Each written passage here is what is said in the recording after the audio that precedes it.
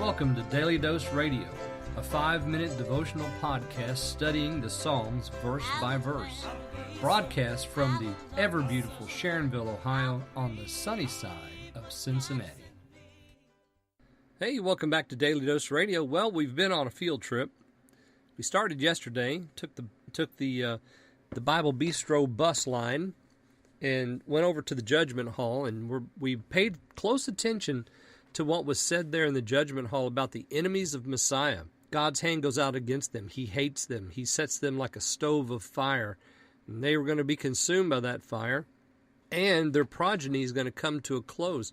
Because, again, this is the wicked. Remember, now don't forget our definition, Psalm 10. Don't forget that. That's the groundwork for all that we have to say about the wicked in the Psalms. It's the basic definition. We're adding to it. And now we find out more about this hate that God has for the wicked. Remember, well, we'll talk about that in a minute. There's a place in the Psalter, we've just been there, that tells us about his hate for the wicked. Let me read for you 11, 12, and 13, and we'll close out Psalm 21. For they are inclined to evil against you. They devise wicked plans, but are not able, for you have set their shoulder. With your bowstrings you are set against their faces. Be exalted, O Lord, in your strength. We will sing and praise your might.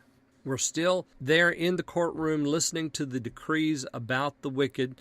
I told you to bring your lunch, so it's after lunchtime now. We come back to the courtroom. We're going to close out the argument against these folks. And notice how we begin. They are inclined to evil against you. Well, wait a minute. I thought these were the enemies of the Messiah. Well, in verse 8, your hand will go out against all his enemies. So now it's not Messiah anymore. It is you who they're against. So there's an equation that's occurring here, isn't there? Messiah and God himself are equal. This is God's Son. This is God himself.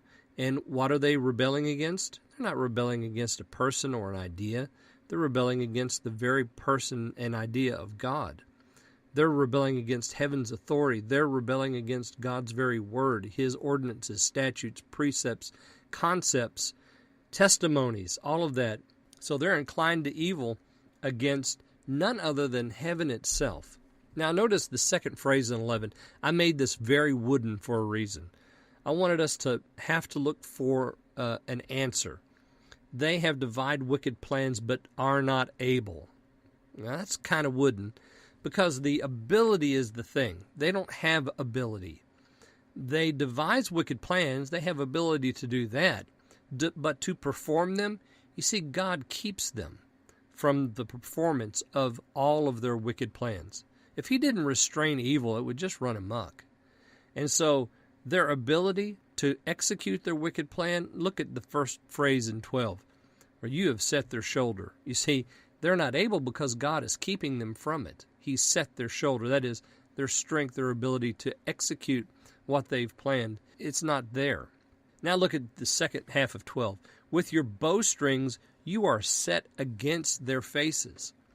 I'm sure that some people, after I said yesterday that God just doesn't love everybody, and somebody's in the audience is saying, well, what about John 3:16? For God so loved the world that he gave his only begotten Son. Yes, that's true, but we have to set that in context with the rest of Scripture.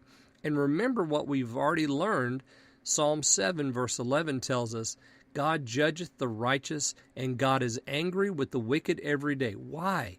Why is he angry with the wicked every day? Because they're doing wickedness. They incline themselves to evil, and they devise wicked plans. And if he turn not, verse 12 of Psalm 7, if he turn not, he will whet his sword. He hath bent his bow and made it ready. He hath also prepared for him the instruments of death. He ordaineth his arrows against the persecutors. And here we have God's bowstrings being set against their faces, exactly what we learned in Psalm 7.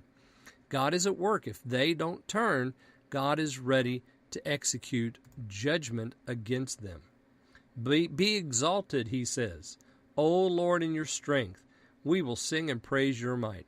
God will be exalted against the wicked and in the lives of the righteous.